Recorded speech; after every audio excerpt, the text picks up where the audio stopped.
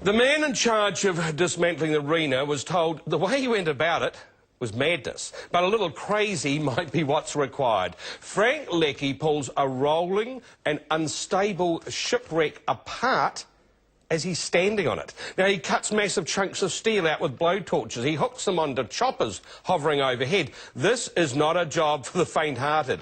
In fact, Donna Marie Lever should be taking a bow for even venturing onto that wreck with Frankie, the salvage master.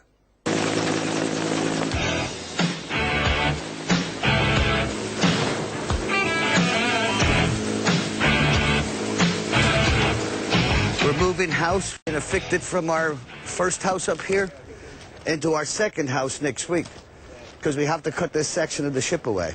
Frank Leckie and his team are on the move again. Their makeshift shack and DIY airport is facing the chop.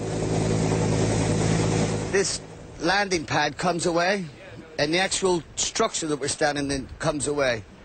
Then we move to here with a helipad. And underneath the helipad is going to be our house. Few people would choose to step on board this stricken ship now, let alone build here. The Rena has been left twisted and broken. A year on, her rusted skeleton, now a shadow of its former self, torn on top of the Astrolabe reef. There's not as much structure, so as the seas hit it, it could break apart while we're on board.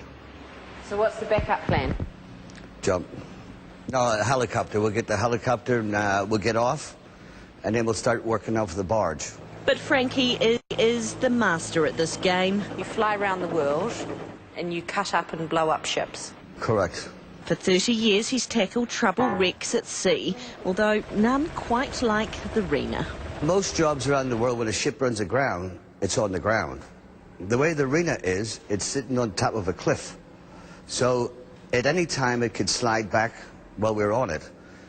Dismantling her is another challenge. It's never been done this way, and Frankie's been told he's mad to even attempt it. We've proven that we can take out a lot of steel fast with the helicopters, even though it hasn't been done before and they think we're crazy. Well, I don't think we're that crazy. And it's not cheap. The bill is already in the hundreds of millions of dollars. The final salvage cost is expected to put it second only in the world to the Costa Concordia disaster. It's got a lot of coordination with the crane barge, a lot of coordination with the helicopters, so it becomes more intense and more fun.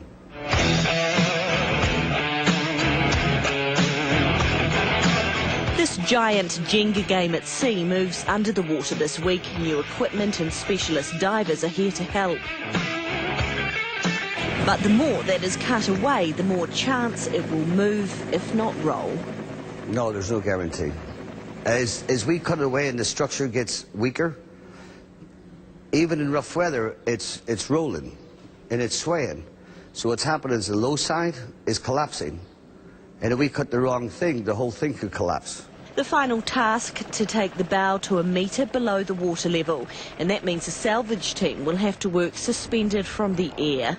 Once the ship starts breaking and unsafe, we'll level to come out by winches, by the helicopters. We'll cut the pieces, and then the crane on the barge will lift the big pieces away.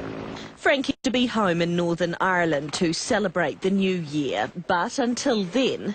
Well, you might as well have fun. There's no sense in crying over it. You might as well enjoy it.